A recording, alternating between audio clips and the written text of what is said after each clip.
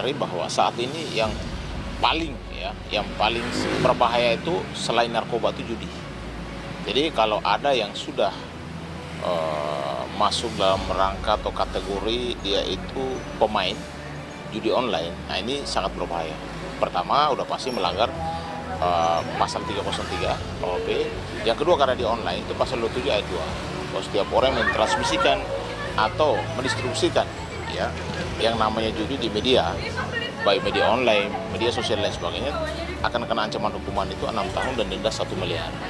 Dan ini juga konsekuensinya bagi pemain judi online, di mana pasti dampak daripada judi online itu adalah satu finansial, bahwa nanti akan masalah dengan keuangan keluarga.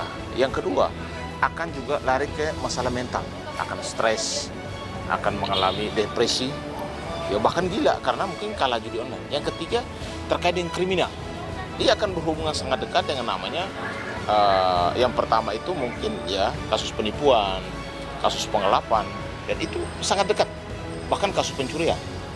Dan yang ketiga pasti hubungan sosialnya pasti bermasalah dengan lingkungan, dengan keluarga dan lain sebagainya.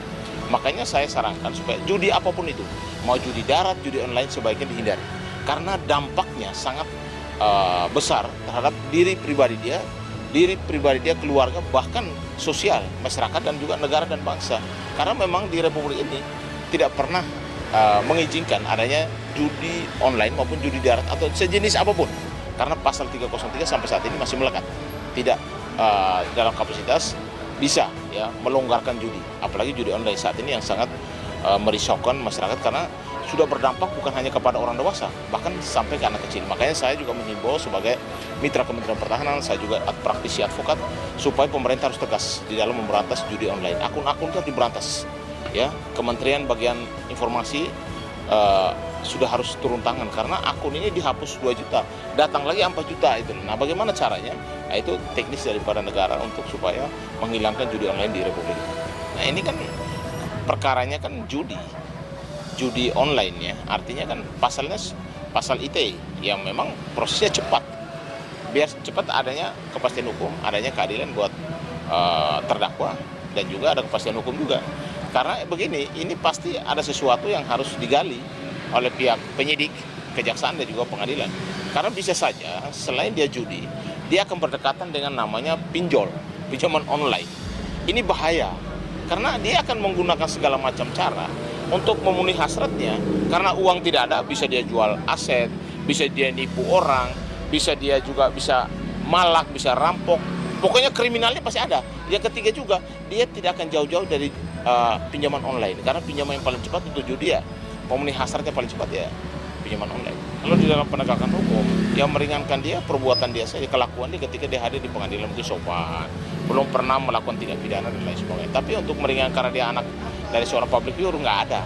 Hukum itu equality before the law, semua orang bersama kedua mata hukum. Tapi ketika nanti sidang di pengadilan ternyata dia berkelakuan baik, belum pernah ya dia mengalami tindak pidana, atau memang di dalam persidangan tersebut dia memberikan ya keterangan atau ditanya sesuatu menjelaskan tanpa harus mengingkari sumpahnya. Karena setiap orang yang nanti akan bersidang, apalagi terdakwa, dia harus disumpah supaya keterangan dia benar-benar itu tidak berbohong, tidak menipu, tidak ngarang-ngarang, tapi benar-benar keterangan dia sesuai dengan apa adanya. Seperti ini bukan hanya ayahnya seorang Farel ya, itu banyak sekali yang tersandung, bahkan keluarganya hancur. Karena apa? Karena terjadinya kekerasan dalam rumah tangga. Jadi dia akan tidak jauh dari kriminal, termasuk juga kekerasan fisik. Dia termasuk juga karena dia stres, mentalnya kena gitu. Lalu yang kedua dikejar-kejar pinjol, karena tidak jauh-jauh judul sama pinjol itu berdekatan banget. Lalu yang ketiga, aset-aset keluarga itu bisa saja itu dijual untuk memenuhi hasrat judinya. Jadi kalau orang sudah terkontaminasi judi, memang sebaiknya penegakan hukum, supaya yang bersangkutan sadar gitu, bahwa negeri ini negara hukum.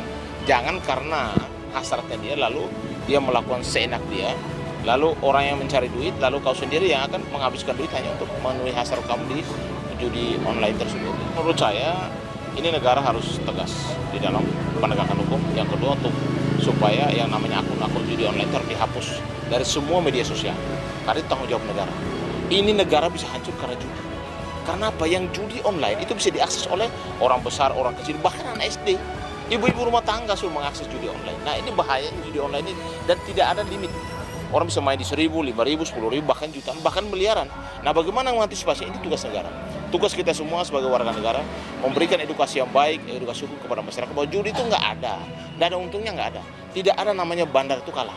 Yang ada yang pemainnya harus selalu kalah, pemain harus selalu dibuat penasaran sehingga terjadi yang kriminal.